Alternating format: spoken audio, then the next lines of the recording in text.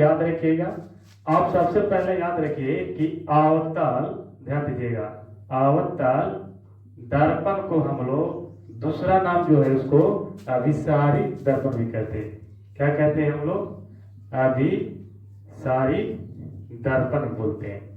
अवतल दर्पण यानी अभिसारित दर्पण में प्रतिबिंब कैसे बनता है ना? तो प्रतिबिंब आपको याद रखना है, बहुत जरूरी है, क्योंकि ऑब्जेक्टिव आपके यहाँ से कंप्लीट होगा और कभी भी काम देगा। ऐसा नहीं कि आपके एग्जाम में भर काम देगा, आगे भी आने वाले एग्जाम में काम देता है तो देता है। आपको पता होगा कि अवतल दर्पण किसे कहते हैं? तो जिसका परावर्तक सतह धंसा हुआ हो उसे क्या कहते हैं हम लोग? अवतल दर्पण। ध्यान दीजिए, ये परावर्तक सतह हो गया और ये पीछे से जो इसको कलाई किया गया यानी सीधा बात इसको पेंट किया गया है। जब इससे कोई मुख्य अक्ष जो होता है या आपका ध्रुव होता है जो P से सूचित किया जाता है, यहाँ पर जो होता है आपका फोकस F से सूचित किया जाता है, और यहाँ जो होता है इसी को बराबर दुगना में वक्रता त्रिज्या जिसे C से सूचित किया जाता है, और फिर यहाँ पर आपको जो होता है तो क्या? अनंत होता है। ठीक, तो अनंत होता है। तो आप ध्यान दीजिएगा, अगर हम अनंत पर कोई वस्तु रहेगा, अनंत पर कोई वस्तु रहेगा तो उसका प्रतिबिंब कहाँ बनेगा? आपका F पर बनेगा। ध्यान दीजिएगा, अनंत पर रखी गई वस्तु का प्रतिबिंब कहाँ बनता है? तो F पर बनता है। कहाँ बनता है आपका? F पर। ध्यान दीजिएगा, कहाँ बनेगा आपको? F पर। यानी कहने का मतलब है, यहाँ से अगर एक बात याद रखिए, इसी को याद रखिए ना कि अनंत पर रखी गई वस्तु का प्रतिबिंब कहाँ बनेगा? F पर, यानी फोकस पर बनेगा। ये याद हो जाएगा। आप ध्यान दीजिएगा, यहाँ से एक कदम आगे जाइएगा, अनंत और C के बीच, यानी यहाँ पर हम आ जाएंगे।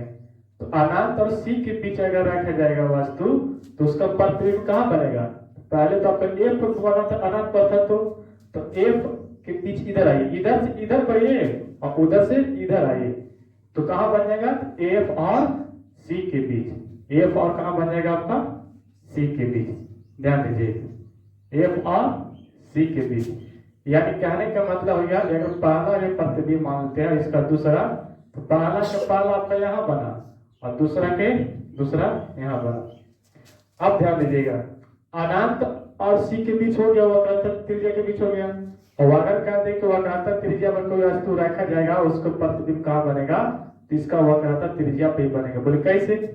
जब अनंत पर था तो F पर है, अनंत पर था तो फोकस पर प्रतिबिंब बन रहा था, तो ये प्रतिबिंब क्या बना था? ये छोटा बन रहा था, बहुत छोटा, वस्तु से छोटा। देखिए यहाँ कितना बड़ा वस्तु है, यहाँ कितना बड़ा है, और अनंत और C के बीच आए तो कोने से एक कदम धस के तो F और C के बीच जो दूसरा नंबर हो गया। और जब C पर आ गए तो जगह कहाँ? तो कोने से यहाँ तक आगे थे, नहीं तक आया, तो ये जो होता है वस्तु के बराबर बनाता है। वस्तु क्या बनता है? बराबर। अब यहाँ तक हो गया। आप ध्यान दीजिए, अगर हम इसी वक्रता इसी तक तो आ गए, अगर हम कहते हैं C और F के बीच अगर वस्तु रखेंगे तो उसका प्रतिबिंब कहाँ बनेगा? तो ध्यान दीजिएगा, ये तीसरा हो गया। तो यहाँ तक बन चुका है बराबर, यहाँ से आगे का C और अनंत के बीच, C और अनंत के बीच, ये चौथा हो जाएगा। ये चौथा, ये तीसरा था, दूसरा पहला, ऊपर लिखते हैं समझ में आएगा, है ना?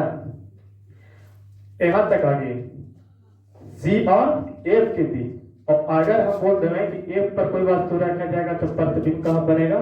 तो F पर रखा जाएगा तो प्रतिबिंब उसको कहाँ बनेगा? आपको अनंत पर।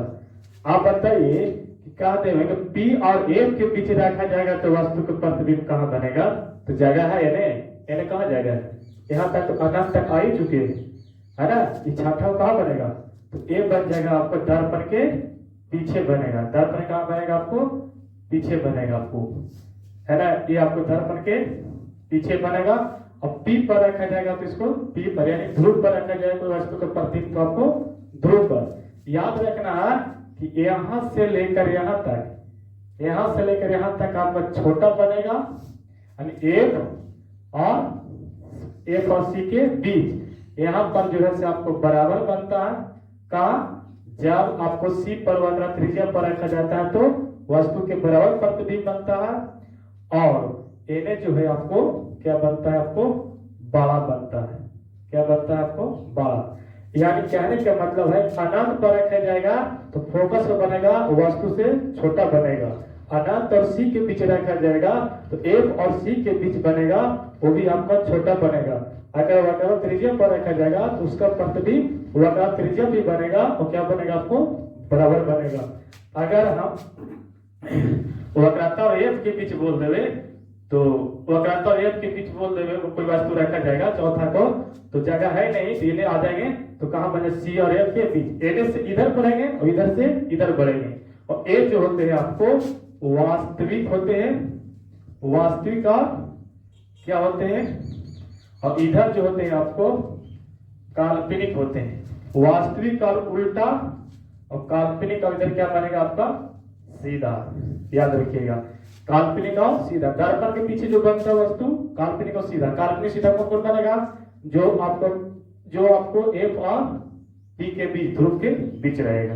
आप इसको याद कर लेंगे, एक दो बार आप प्रैक्टिस कर लीजिएगा ना आपको अच्छा से समझ आ जाएगा। अपने से देखिए ना ध्यान लीजिएगा कि अगर अनंत पर रहेगा तो फोकस पर, अगर अनंत और सी के बीच रहेगा तो फोकस और सी के बीच, अगर सी पर आ जाएगा तो सी पर यही आपको वस्तु के बराबर और वस्तु के लिए पीछे वाला छोटा और समाप्त कीजिएगा वक्र त्रिज्या के पीछे वाला छोटा वक्र त्रिज्या पर बराबर और इधर सा बड़ा, इधर जो प्रतिबिंब बनेगा वास्तविक का उल्टा और एने जो दर्पण के पीछे बनेगा काल्पनिक का सीधा।